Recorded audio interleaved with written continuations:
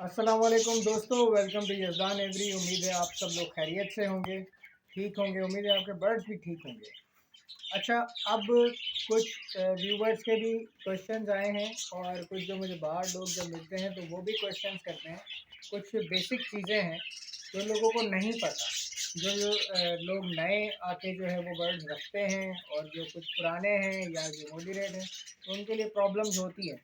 तो हम बेसिक से बिल्कुल चलेंगे। तो पहले क्वेश्चन का मैं टू द पॉइंट आपको आंसर दूंगा। अभी मैंने लिख लिया आंसर। क्वेश्चन, हमारे पेयर्स ब्रीड क्यों नहीं कर रहे हैं? सवाल ये है।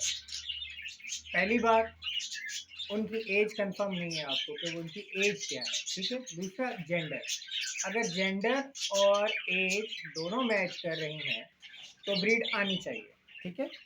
दूसरा सवाल ये है, ब्रीड पर लाने के लिए डाइट प्लान। ब्रीड पर लाने के लिए डाइट प्लान है कि एक दिन आप पालक खिलाएं उनको, ग्रीन वेजिटेबल्स खिलाएं उनको, फ्रूट्स खिलाएं।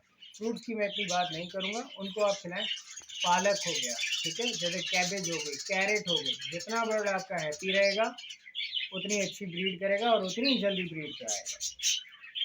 थर्ड क्वेश्चन आपका ये है कि लोगों का ये है कि चिक्स निकल आए तो क्या खिलाएं।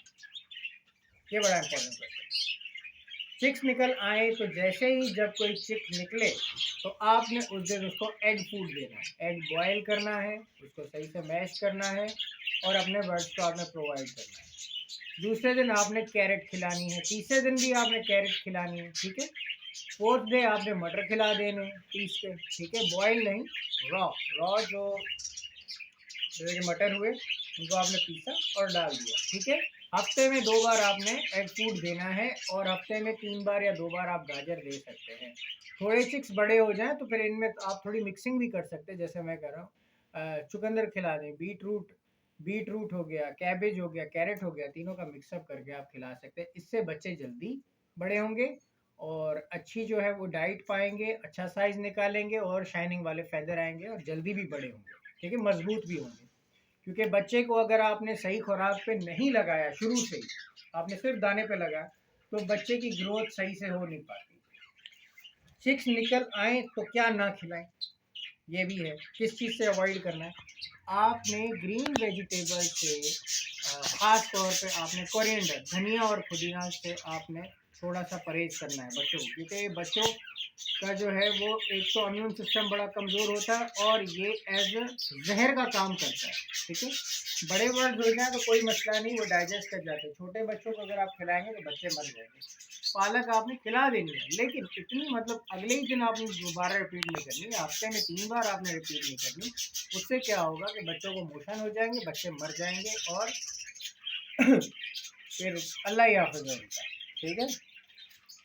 ये 4 क्वेश्चन। अब बात ये है कि ब्रीड पे लाने के लिए मैंने आपको डाइट प्लान बताया, ब्रीड क्यों नहीं आ रही ये भी बताया, लेकिन ब्रीड ना आने की वजह अगर उनका एज और जेंडर कंफर्म है तो इसका मतलब कि आपने मटकियाँ जो हैं वो ऊंची नहीं लगाई।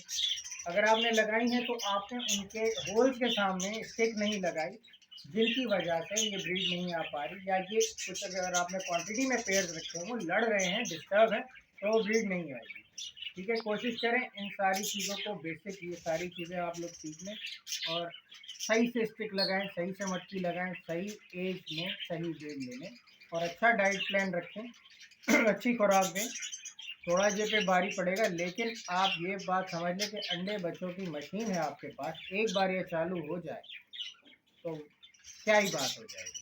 Thank you so much for watching. Kindly like, comment और सब्सक्राइब कर दीजिएगा, अदरवाइज दुआओं में याद रखिएगा। Thank you so much.